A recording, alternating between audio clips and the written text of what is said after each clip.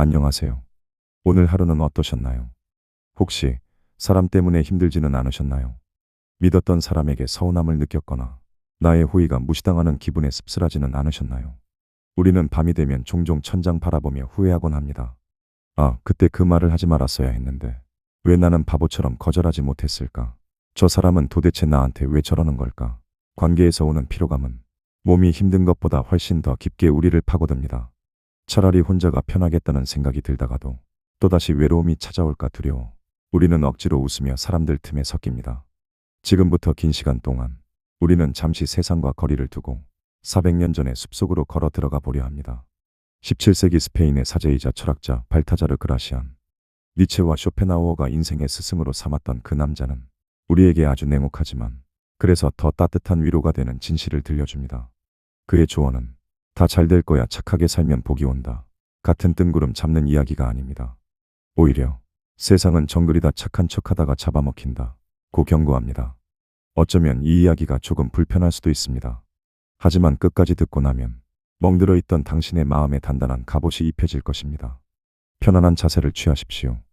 그리고 복잡한 생각은 내려놓고 이 목소리에 당신의 지친 마음을 맡겨보십시오. 첫 번째 명상, 침묵의 무게에 대하여. 그라시아는 말합니다. 입은 화를 부르는 문이다. 속마음을 드러내지 않는 것만큼 실질적인 지혜는 없다. 우리는 살면서 너무 많은 말을 합니다.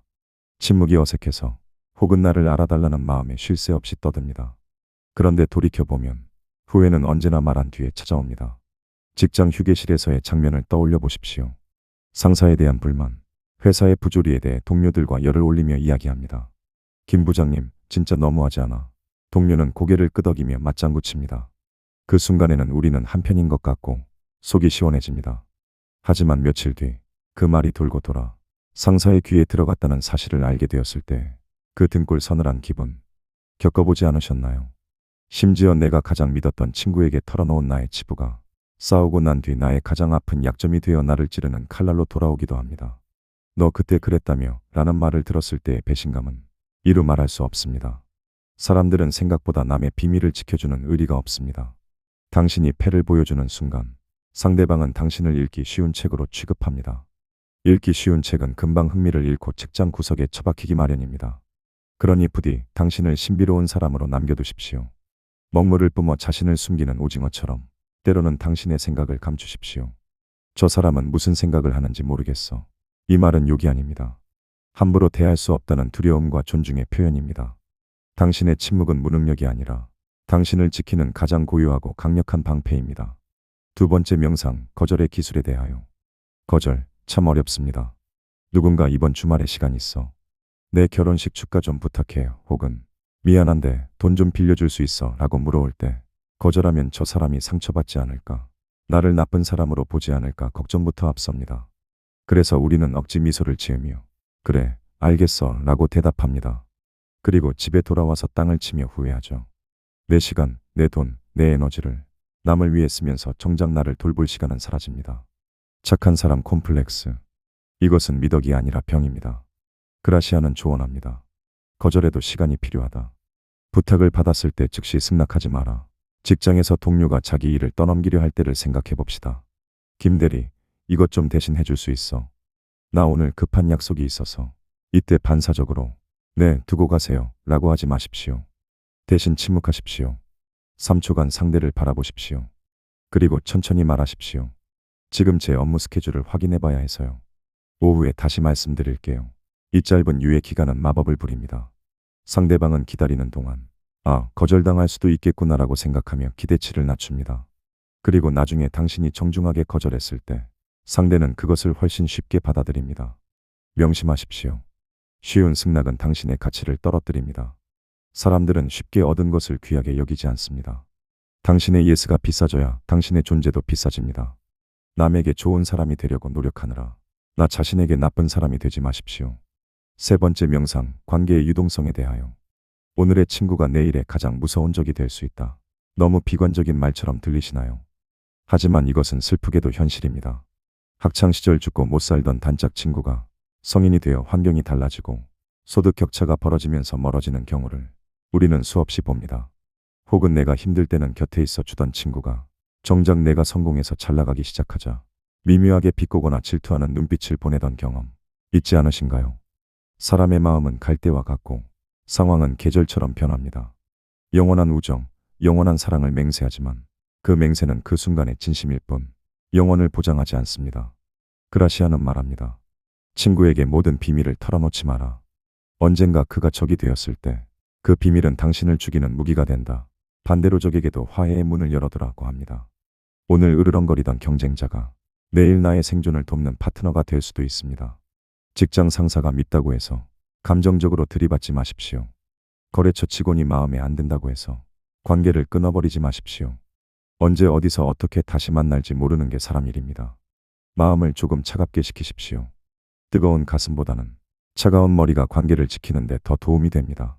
사람을 믿지 말라는 것이 아니라 사람의 변하는 마음을 경계하라는 것입니다. 적당한 거리는 관계의 수명을 늘려주는 방부제와 같습니다. 네 번째 명상, 윗사람과의 거리에 대하여. 윗사람의 비밀은 듣지도 말하지도 말라. 권력자와 가까워지고 싶은 것은 인간의 본능입니다. 사장님, 팀장님과 술자리를 가지며 그들이 털어놓는 은밀한 가정사나 고민을 들을 때 우리는 착각에 빠집니다. 아, 이분이 나를 정말 특별하게 생각하는구나. 나는 이제 측근이다. 하지만 이것은 독이 든 성배를 마시는 것과 같습니다. 다음날 술이 깬 윗사람은 당신을 볼 때마다 자신의 부끄러운 비밀을 떠올리게 됩니다. 당신은 걸어 다니는 찜찜함이 되는 것입니다. 결국 그는 심리적 불편함을 해소하기 위해 비밀을 알고 있는 당신을 멀리 보내버리거나 내칠 것입니다. 역사 속 토사구팽이 왜 일어났을까요? 너무 많이 알았기 때문입니다. 윗사람이 비밀을 말하려 할 때 화제를 돌리십시오. 못 들은 척하십시오. 그것이 당신이 오래 살아남는 길입니다. 또한 주인보다 더 빛나려 하지 마라는 조언을 새기십시오. 별은 아름답지만 태양이 뜨면 사라져야 합니다. 당신의 능력이 뛰어나더라도 상사를 대놓고 가르치려 들거나 회의 시간에 상사를 무안하게 만들며 당신의 똑똑함을 뽐내지 마십시오. 윗사람은 자신의 무능함이 드러나는 것을 가장 싫어합니다. 질투의 눈이 먼 권력자만큼 무서운 것은 없습니다. 공은 상사에게 돌리고 실속은 당신이 챙기십시오. 박수는 그가 받게 하고 당신은 조용히 통장을 채우면 됩니다. 그것이 진짜 똑똑한 사람의 처세입니다. 다섯 번째 명상, 감정의 조절에 대하여. 살다 보면 화가 머리끝까지 치솟는 순간이 옵니다. 운전하다가 갑자기 끼어드는 차 때문에, 말도 안 되는 억지를 부리는 고객 때문에, 내 노력을 폄하하는 가족의 말 한마디 때문에 피가 거꾸로 솟습니다. 당장이라도 소리 지르고 싶고 날카로운 독설로 쏘아붙이고 싶습니다. 스마트폰을 들어 분노의 메시지를 작성합니다. 하지만 그라시아는 말합니다. 분노는 어리석음의 증거다. 쉽게 반박하지 마라. 화를 내는 순간 당신은 지는 것입니다. 왜냐하면 화를 낸다는 것은 상대방이 당신의 감정을 조종할 수 있다는 것을 증명하는 꼴이기 때문입니다. 상대가 툭 건드리면 폭발하는 사람. 그런 사람은 다루기가 너무 쉽습니다. 누군가 당신을 비난했나요? 그것이 사실이 아니라면 웃어넘기십시오. 사실이라면 고치면 됩니다. 화를 낼 줄 몰라서 참는 것이 아닙니다. 화를 낼 수 있는 힘이 있지만 상황을 장악하기 위해 참는 것. 이것이 자제력입니다. 새들도 허수아비가 움직이지 못한다는 걸 알면 곡식을 쪼아 먹고 조롱합니다. 착하기만 하고 무능한 사람은 허수아비 취급을 받습니다. 그러나 부드러워 보이지만 내면이 단단한 사람, 웃고 있지만 선을 넘으면 단호해지는 사람에게는 아무도 함부로 하지 못합니다. 화가 날 때는 심호흡을 하십시오.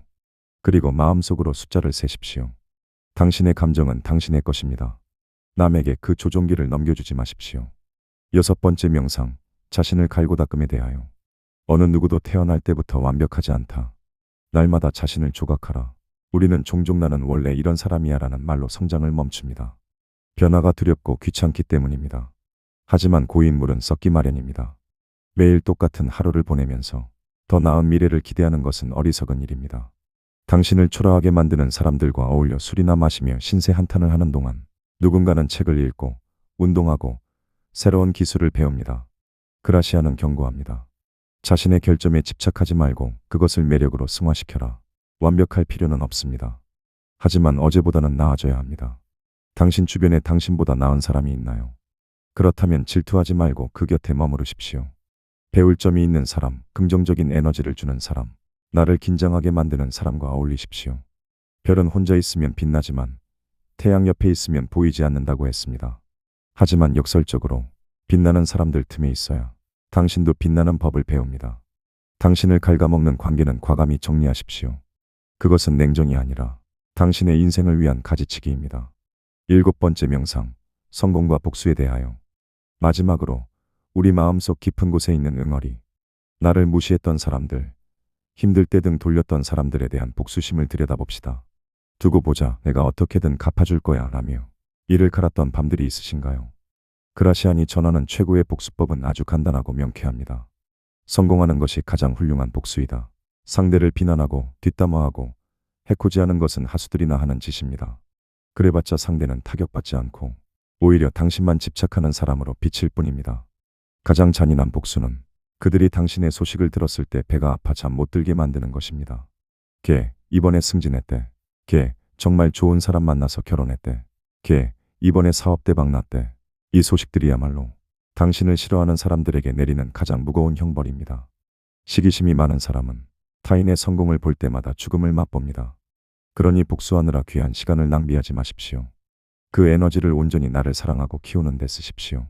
당신이 보란 듯이 행복해지는 것, 당신이 압도적으로 잘 사는 것, 그것이면 충분합니다. 어느덧 긴 이야기가 마무리되어 갑니다. 지금까지 17세기의 지혜를 빌려 21세기의 우리 삶을 비추어 보았습니다. 조금은 마음이 단단해지셨나요? 아니면 여전히 세상 사는 게 두려우신가요? 괜찮습니다. 한 번에 바뀌지 않아도 됩니다. 다만 오늘 이 이야기를 통해 단 하나만 기억해 주셨으면 좋겠습니다. 당신은 생각보다 귀한 사람입니다. 남들에게 맞춰주느라, 착한 사람으로 보이느라 당신 자신을 닳게 하지 마십시오. 조금은 이기적이어도 됩니다. 조금은 계산적이어도 됩니다. 조금은 차가워도 됩니다. 당신을 지킬 수 있는 사람은 오직 당신뿐입니다. 세상은 가시밭길 같지만 단단한 신발을 신으면 얼마든지 걸어갈 수 있습니다. 그라시안의 지혜가 여러분의 발을 보호하는 튼튼한 신발이 되기를 바랍니다. 오늘 밤은 남 걱정 대신 오롯이 나만을 생각하며 편안하게 잠드십시오. 긴 시간 함께해 주셔서 감사합니다. 당신의 지혜로운 내일을 진심으로 응원합니다.